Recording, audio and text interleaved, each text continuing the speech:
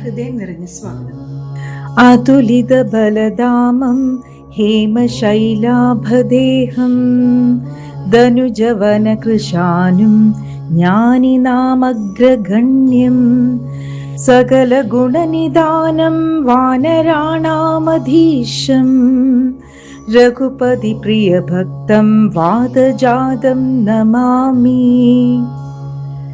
അളവറ്റ ശക്തിയുടെ ഉറവിടവും സ്വർണമല പോലെ തേജസ്സുള്ള ദേഹമുള്ളവനും അസുരന്മാരെന്ന വനത്തെ അഗ്നി പോലെ നശിപ്പിക്കുന്നവനും ജ്ഞാനികളിൽ അഗ്രഗണ്യനും എല്ലാ സദ്ഗുണങ്ങളുടെയും നിധിയും വാനരന്മാരുടെ ശ്രേഷ്ഠനുമായ ശ്രീരാമന്റെ ഏറ്റവും പ്രിയപ്പെട്ട ഭക്തനും വായുദേവന്റെ പുത്രനുമായ ശ്രീ ഹനുമാനെ ഞാൻ ഭക്തിപൂർവം വണങ്ങുന്നു. കർക്കിടക മാസത്തിലെ നമ്മുടെ രാമായണ യാത്രയുടെ 16-ാം ദിവസത്തിലേക്ക് എല്ലാവർക്കും സ്നേഹപൂർവ്വം സ്വാഗതം. കഴിഞ്ഞ വീഡിയോയിൽ നാം ജടായുവിന്റെ ത്യാഗത്തെക്കുറിച്ച് മനസ്സിലാക്കി.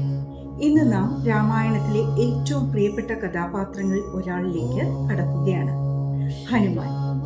ഒരു ചോദ്യം ചോദിക്കട്ടെ, രാമായണത്തിൽ ഏറ്റവും ശക്തനായ വ്യക്തി ആരാണ്? പലരും പറയും ഹനുമാൻ. അത് ശരിയാണ്. പക്ഷേ ഹനുമാന്റെ ഏറ്റവും വലിയ ശക്തി അദ്ദേഹത്തിന്റെ ബലമായിരുന്നില്ല, അദ്ദേഹത്തിന്റെ ഭക്തിയായിരുന്നു. ഹനുമാൻ ഒരു വാനരനായിരുന്നു, എന്നാൽ അദ്ദേഹത്തിന്റെ ചിന്തയും ജീവിതവും അസാധാരണമായിരുന്നു. ആദ്യമായി ശ്രീരാമനെ കണ്ട നിമിഷം തന്നെ അദ്ദേഹത്തിന്റെ ഹൃദയം തിരിച്ചറിഞ്ഞു, ഇതാണ് ഞാൻ സേവിക്കേണ്ട പ്രഭു.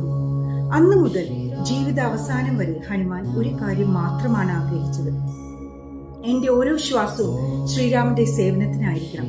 ഹനുമാനെ കുറിച്ച് ഒരു അത്ഭുതകരമായ കാര്യം ശ്രദ്ധിച്ചിട്ടുണ്ടോ? അദ്ദേഹത്തിന് അസാമാന്യമായ ശക്തി ഉണ്ടായിരുന്നു.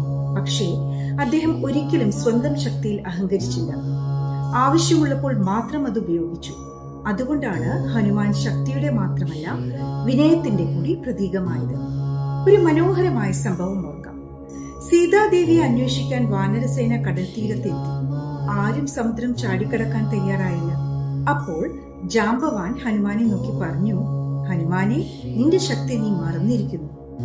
ആ വാക്കുകൾ കേട്ടപ്പോൾ ഹനുമാൻ തന്റെ യഥാർത്ഥ കഴിവ് തിരിച്ചറിഞ്ഞു. ഒരു കുതിപ്പിൽ സമുദ്രം കടന്നു. ഈ സംഭവം നമ്മെ എന്താണ് പഠിപ്പിക്കുന്നത്? ചിലപ്പോൾ നമ്മൾ നമ്മുടെ കഴിവുകൾ മറന്നുപോകും.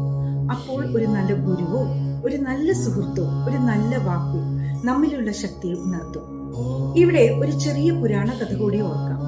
മഹാഭാരതത്തിൽ ഭീമൻ തന്റെ ശക്തിയിൽ അഭിമാനിച്ചിരുന്നു. ഒരു ദിവസം വഴിയിൽ ഒരു വൃദ്ധവാനരൻ വാൾ നീട്ടി കിടക്കുകയായിരുന്നു. ഭീമൻ പറഞ്ഞു, വാൾ മാറ്റൂ. വൃദ്ധൻ ശാന്തമായി മറുപടി പറഞ്ഞു, എനിക്ക് പ്രായമായി, നിനക്ക് കഴിയുമെങ്കിൽ നീ തന്നെ മാറ്റൂ. ഭീമൻ എത്ര ശ്രമിച്ചിട്ടും ആ വാൾ അനക്കാൻ പോലും കഴിഞ്ഞില്ല. അപ്പോൾ ആ വൃദ്ധവാനരൻ തന്റെ യഥാർത്ഥ രൂപം വെളിപ്പെടുത്തി. അത് ഹനുമാനായിരുന്നു. ഭീമന് മനസ്സിലായി, ശക്തിയേക്കാൾ വലിയതാണ് വിനയം.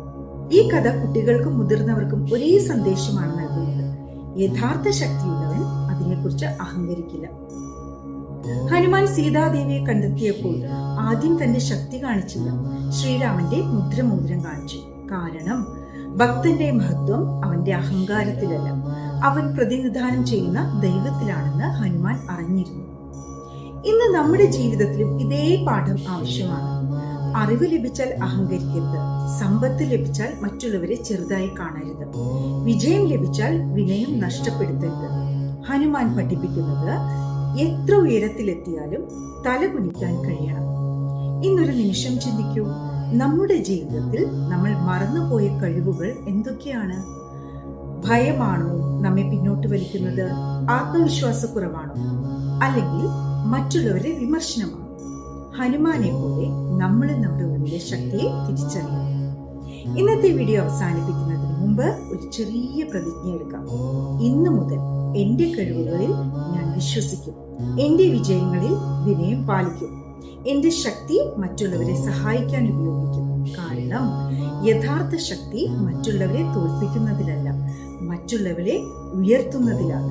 നാളത്തെ വീഡിയോയിൽ നാം രാമായണത്തിലെ ഏറ്റവും അത്ഭുതകരമായ സംഭവങ്ങളിലൊന്നിലേക്ക് കടക്കുകയാണ്, ഹനുമാന്റെ സമുദ്രലംഘനം. ഒരു സാധാരണ ചാട്ടമല്ലാതെ അസാധ്യമായതിനെ സാധ്യമാക്കിയ ആത്മവിശ്വാസത്തിന്റെ ചരിത്രമാണ്. ആ യാത്രയിൽ സുരസ, സിംഹിക, ലങ്കിടി എന്നിവരുമായി നടന്ന സംഭവങ്ങൾ ഇന്നത്തെ ജീവിതത്തിന് എന്ത് സന്ദേശമാണ് നൽകുന്നത്? അതാണ് നാളത്തെ വിഷയം. ഈ വീഡിയോ നിങ്ങൾക്ക് ഇഷ്ടമായെങ്കിൽ ലൈക്ക് ചെയ്യൂ, പാലാഴി ചാനൽ സബ്സ്ക്രൈബ് ചെയ്യൂ. ഈ രാമായണ യാത്ര നിങ്ങളുടെ കുടുംബാംഗങ്ങളുമായും സുഹൃത്തുക്കളുമായും പങ്കുവയ്ക്കും. ഈ കർക്കിടക മാസത്തിൽ ശ്രീ ഹനുമാന്റെ ഭക്തിയും ശക്തിയും വിനയവും നമ്മുടെ ജീവിതത്തിൽ നിറയട്ടെ. ജയ് ശ്രീരാം. ശ്രീ ഹനുമതേ നമ. നന്ദി, നമസ്കാരം.